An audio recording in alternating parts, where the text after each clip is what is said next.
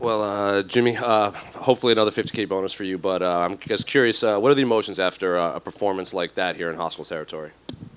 Hey, man, coming out like that with the fans against me, the guy didn't make weight.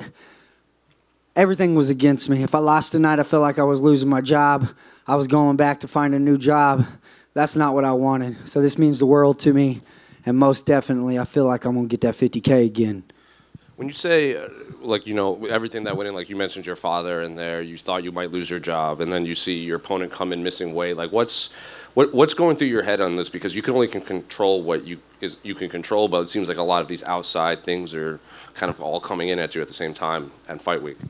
Oh, yeah, they do. And it's just got to keep our head on straight, keep pushing forward, and keep our goals in mind. I have 3 goals in 2024. And that's make over $100,000, get that new UFC contract, and I'm going to get me and my girl's 3-bedroom house. I currently live with Grandma and Grandpa right now. I've worked for everything to be here, to stay here, to prove I belong. And tonight, I overcame some steps that weren't looking too good for me. Overwhelmed the storm, overwhelmed the weight cut. Malcolm looked huge out there. He was a big 125er tonight. So I think the weight miss was a part of his strategy. That's just my own opinion. And I think it backfired. And to go out there and get the win and get the submission by head and arm, I'm just excited. And I can't wait to be back in this UFC octagon this year. So just based on everything you just said, like, your goals, what went on and the weight miss and everything, where does this win rank in your career? It's got to be at the top now. UFC 297. In hostile territory versus the hometown guy. Got to kick off UFC 297. I've been in the UFC since 2020. When I fought Cody Durden, there was no fans. When I fought in the Apex, we had limited amount of fans. This is my first fight to come out here, have a full crowd behind me. I had to tell myself just to stay calm. We'll take everything in after, and that's exactly what I did, and I'm just glad I performed the way I did. Looking at the actual fight, Malcolm came out pretty red hot in both the first and second round. Is that what you expected from him? Oh, yeah. Malcolm's job was on the line. He's 2-4 in 6 UFC fights on a 2-fight losing streak, and he missed weight in this fight. He missed weight in his last fight. If the guy was going to keep his job, he had to finish me in brutal fashion, and that was his game plan. I don't blame him, but I wasn't going to let him do it. Were you hurt at all in there? Because it looked like he had clipped you a few times when he was rushing, especially at the beginning of the second round. Oh, I'm pretty sure his hands hurt worse than my face. How close was that Von Flue choke at the end of the first round?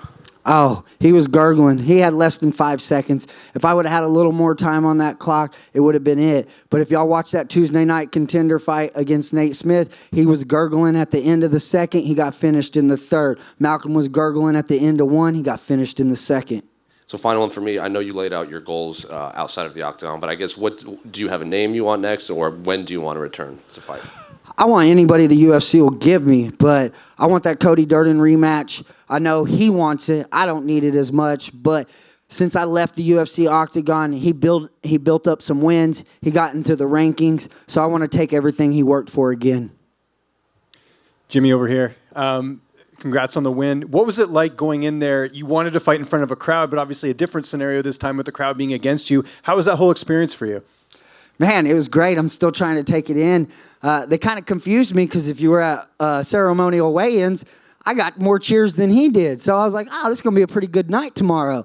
And then when I walked out, you could hear the boos. And I just took it all with a grain of salt, knew what I was here to do. And I'm just glad I was able to get in there and take care of business. And in terms of, just getting this win, I know it's been a long road for you. Your last one was in 2020. I know there's been some gaps in between there, obviously with the retirement and all that. How does this win compare to maybe the debut that you had, which is, was a lot faster? It's hard to compare it because the debut was a flying triangle. It was my debut. I was also supposed to fight 2 weeks before that. He had pink eye. We turned around. We did it again. We had 2 weight cuts. There's so much that goes into this, but bar none, this is the best win I've ever had to do it in somebody else's country, their hometown, kick off the card. I really, really appreciate the UFC, Dana White, Mick Maynard, Sean Shelby, all of them to give me this opportunity to come out here and fight this guy in his home country to kick off UFC 297 for a card like Sean Strickland versus DDP. Was this the last fight on your contract? unless they give me a new one. Well, that's what I mean. You must be good about that performance, going back to the UFC after getting a finish. That's obviously something they like to see. Yes, sir, most definitely. I am 2-2 in the UFC. 4 fights, never hit the scorecard. Don't plan on hitting the scorecard. And if I get that bonus tonight, 3 out of 4 fights, there's been a bonus. Alessandro Costa got a bonus. I got a bonus, and I plan on getting another one. This last one for me. What do you got planned for the big win tonight? I'm gonna go eat some pizza and drink some Bud Light. Jimmy, right here. Just a quick one from me. Did Malcolm say anything in regards to the weight miss, apologize for it, or say what had happened? We passed each other the other day, and when he was coming up, I was like, "Did you make it?" And he said, "No, I was too tired." And I was like, "We're all tired." And he said a little comment back. I don't know if it was disrespectful or what it was, but I didn't hear it. All I knew is I got an extra 20% tonight, baby. Thank you. Jimmy right here, right in the middle. When you say that the weight mess for Malcolm sort of backfired on him, obviously he lost the fight, but do you feel like it negatively impacted his performance, whether that's cardio or something else? Actually, no, I don't think it impacted his performance at all. He came out very strong. He had a lot of power. And I think the thing that backfired on him the most is he's losing 20% and he didn't get the win money. After almost getting that Von Fleur, you feel like you almost got it at the end of the first round. How confident were you sort of on top early in the second that at some point in that round you'd get the tap or lock something up? If you see how I reacted after round 1, I got up and I cheered. I got the crowd to boo me again. That's because they knew that their guy was not going to be confident going to round 2. Even though I got dominated round 1, I was very confident after I locked that choke up. When I locked it up again, I was going to finish him. Jimmy, just going back to the weight cut, you mentioned the pressure you already had on your shoulders coming into this fight. Was the weight miss, did it take you some time to kind of just, here's another obstacle in my way, or was it something that it didn't play with your head as much? No, it just told me that I knew that he had some quit in him, and all I had to do was find that quit out there. I have no quit in me. If I had some quit in me, I wouldn't have made weight. Thursday morning, actually, when I woke up, I was 6-7 pounds from making weight. I cut twice Thursday. I drank very little water. I didn't eat food for 30 hours to make weight. I went to bed Thursday night at 127.4, and I woke up Friday morning at 126. I would have liked that drink of water. I would have liked that, piece of bread. I would have liked something, but the win was way better.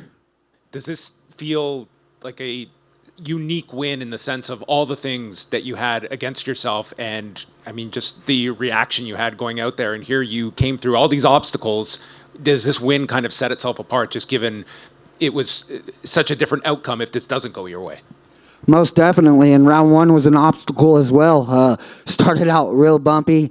I went for a crappy takedown. Then I got taken down. I got hit with a lot of big shots, and he was finding his way with me in there in round 1. But we have a 3-round fight. This is 15 minutes, and until that bell sounds or until the ref pulls you off of me, the fight is not over, and I'm not going to quit.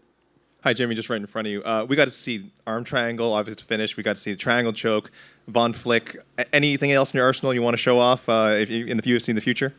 Oh, yeah, there's a lot more. And that Von Flick will be hit from bottom as well. I was going to hit it from bottom, but he went ahead and pulled over. And if he would have locked up guard, he would have had a better chance. When he rolled over, I knew I was going to finish that Von Flick choke if the bell wouldn't have sounded. But I'm a Brazilian Jiu-Jitsu black belt. I'm the best 125 Jiu-Jitsu black belt there is, and I'm going to keep proving it every time I get in here.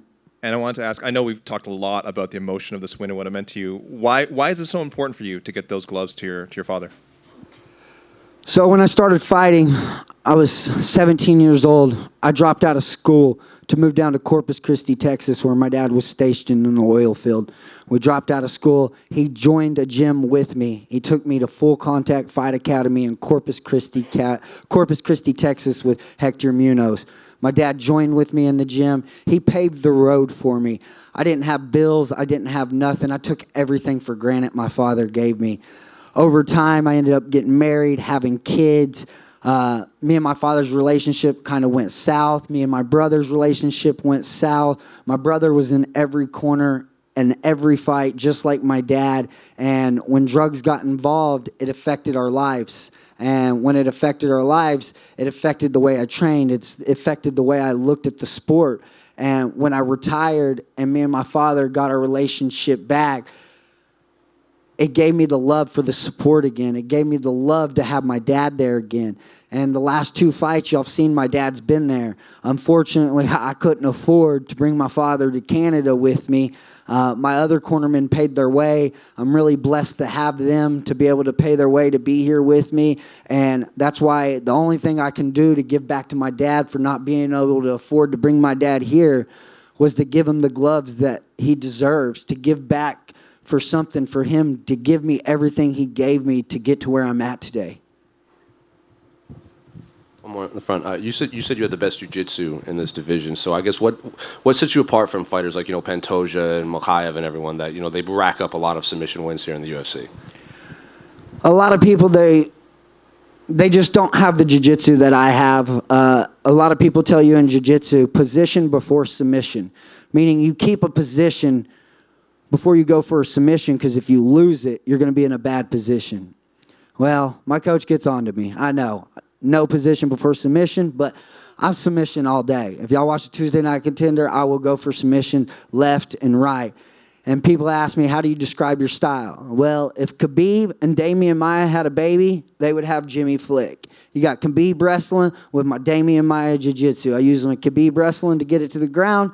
I dominate them, and I use my Demian Maia jiu-jitsu to sub them up. One more right here. Now you have 17 wins, 15 by way of submission. Were you surprised by Gordon's decision to take you to the ground round one? Not honestly. I mean, he's a Brazilian Jiu-Jitsu black belt. I was honestly surprised on his defense on that triangle, because when I locked it up, I was like, money, it wasn't a flying triangle, but it was a triangle. And he had great defense. He proved he is a Brazilian Jiu-Jitsu black belt. But I think all the grappling in round one, the triangle that choked him a little bit, the Von Flick that choked him a little bit, and that weight miss, it all added up in round two. And I think that's why it's easier to hit that head and arm. Congrats on the win. Thank you.